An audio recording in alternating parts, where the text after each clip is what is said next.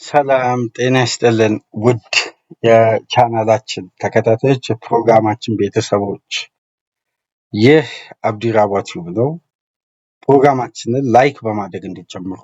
ላይክ ስታደርጉ የዚህም ፕሮግራም ተደማጭነት ተደራሽነት ከፍ ስለሚያደርግ ላይካችሁ ይጠቅመናል። ላይክ እያደረጋችሁ አድምጡን። አዲስ ከሆናችሁ ሰብስክራይብ በማድረግ ቻናላችንን በመቀላቀል ቤተሰብ እንድትሆኑ በአክብሮት እየጋበዝን ከሀገር ውጭ የምታደምጡ በሱፐር ስቲከር፣ ሱፐር ቻት፣ ሱፐር ታንክስ ለቻናላችን ድጋፍ እንድታደርጉ ጥሪያችንን እናቀርባለን። በሶስተኛና የመጨረሻ ክፍል የዕለተ ሮብ ፕሮግራማችን ቅኝቱን የሚያደርገው እንግዲህ በሁለት ጉዳዮች ላይ ነው።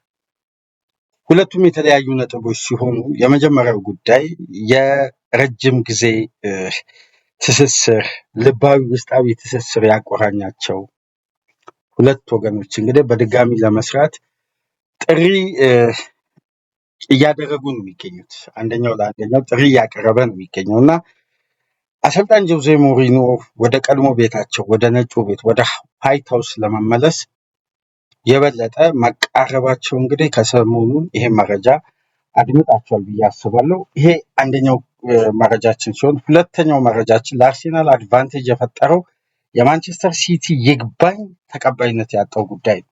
በ7 ቀን 3 ጨዋታ የማድረግ ጉዳይ እና በአጭር ቀናት ውስጥ ተደራራቢ ጨዋታ ሲቲ እንዲያደርግ ለአወዳዳሪ አካል ያስገባውን የይግባኝ ጥያቄ የሲቲን ተቀባይነት አጥቶ እንግዲህ ጋርዲዮላ በብስጭት አርቴታ በደስታ የቆመበት የመጨረሻ ሰዓት ሆኗል። ምክንያቱም እነዚህ የተደራራቢ ይሄ ለፔፕ በጎ መረጃ አይደለም። ስለዚህ ፔፕ ጋርዲዮላ ያስገቡት ማንቸስተር ሲቲዎች ይግባኝ ተቀባይነት ሳያገኝ ቀርቶ እንግዲህ ጥያቄያቸው ውድቅ ተደርጎ ወደ ቤታቸው ተመልሷል። ስለዚህ በ7 ቀን 3 ጨዋታ የማድረግን ግዴታ ማንቸስተር ሲቲዎች ይፈጽማሉ ማለት ነው። ይህ ይግባኛቸው ምላሽ ሊያገኝ አልቻለም ወይም ተቀባይነት አላገኝም ማለት ነው። ይሄ ጉዳይ ምናልባት በዋንጫ ፉክክሩ ላይ የተወሰነ አንድምታ ለአርሴናሎች ይዞ ሊመጣ ይችላል ወይ የሚለውን ጉዳይ እስቲ የምንመለከተው ይሆናል። በሁለቱ ነጥቦች በዚህ ፕሮግራም ቆይታ ስናደርግ እናንተ ከኛ ጋር ቆይታ በምታደርጉበት ወቅት እንግዲህ ላይክ፣ ሼር፣ ሰብስክራይብ እንድታደርጉ የአክብሮት ግብዣችን ነው። ይሄን ጉዳይ እስቲ እንዴት ትመለከታላችሁ? ጆዜ ሞሪኖ ወደ ነጩ ቤት ሊመለሱ እንደውም ተቃርቧል የሚሉ መረጃዎችን ትናንትና ስናደምጥ ነበር። አድማጮች ምናልባት መረጃዎችን ተከታትላችሁ ከሆነ አላቅም።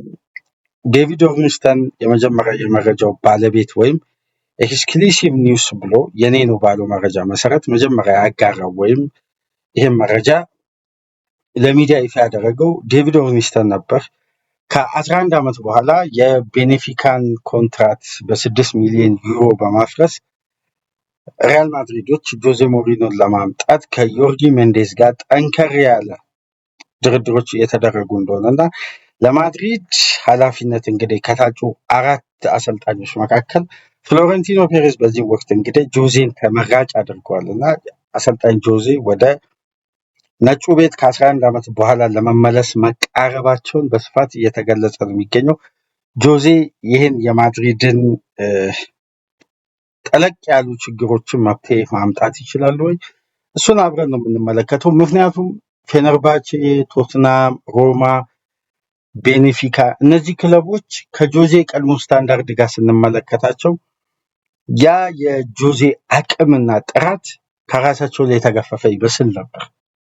ግን ዳግም የዓለማችን ቁጥር 1 ክለብ ይሄን አሰልጣኝ ሲፈልግ ጉዳዮችን መመርመር ያስፈልጋል። ምክንያቱም ምን ያክል አሰልጣኙ አሁንም ፖቴንሻል እንዳላቸው ፍሎሬንቲኖ ፔሬዝ ቢረዷቸው ነው ጆዜን ለማምጣት የበለጠ አሁን ላይ ትኩረታቸው አድርገው እንደውም ጠንካራ የቦታው ተመራጭ ሆኗል።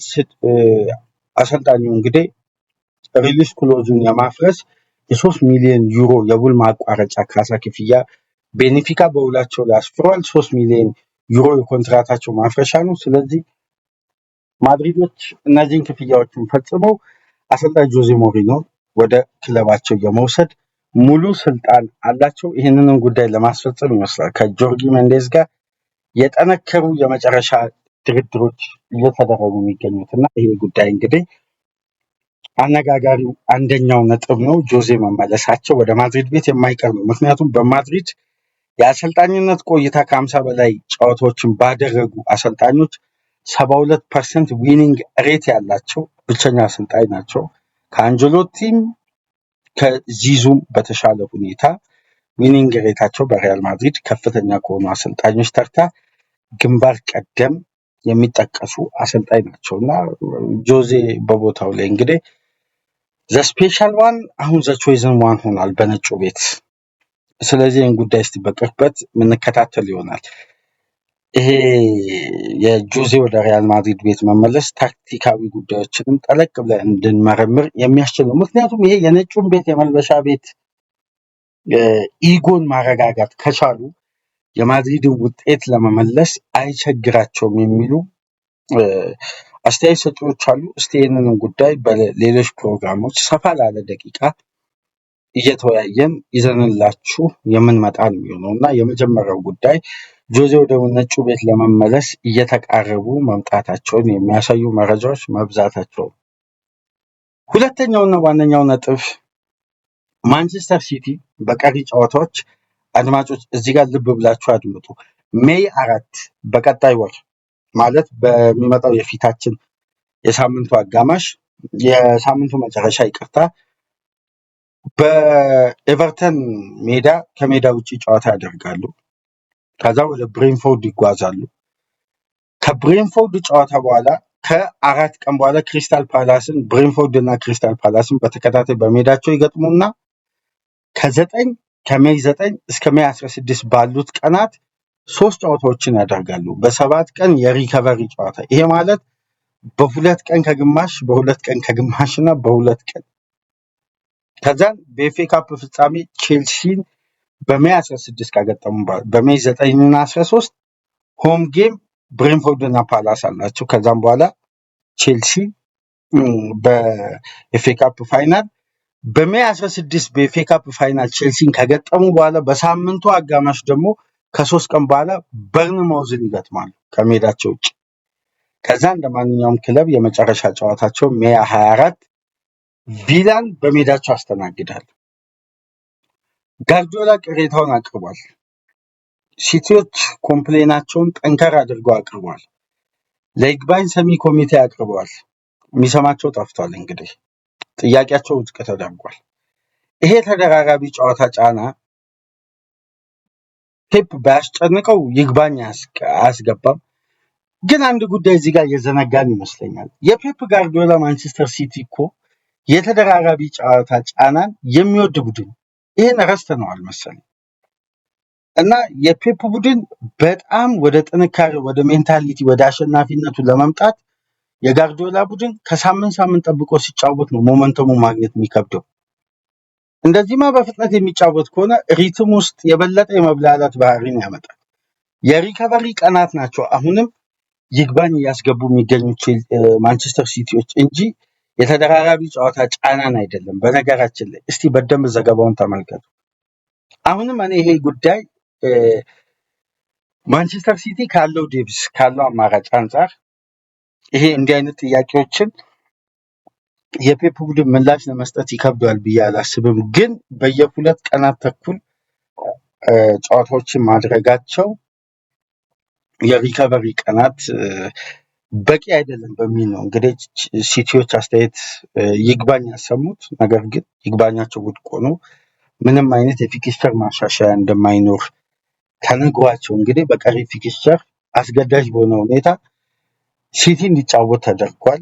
ይሄ ድካም መዛል ማንቸስተር ሲቲ ላይ የሚያመጣ ከሆነ አርሴናልስ ይህን አድቫንቴጅ በአግባቡ ይጠቀማል ወይ? አብረን በጋራ የምንመለከተው ነው።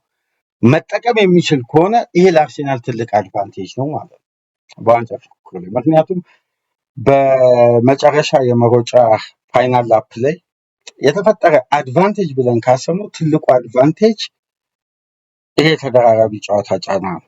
ግን ማንቸስተር ሲቲዎች ነጥብ ይጥላሉ፣ በዚህን ሰዓት ይዝላሉ፣ በዚህን ሰዓት ሪያክት ለማድረግ ይከብዳቸዋል። አብረን በጋራ ነው የምናየው።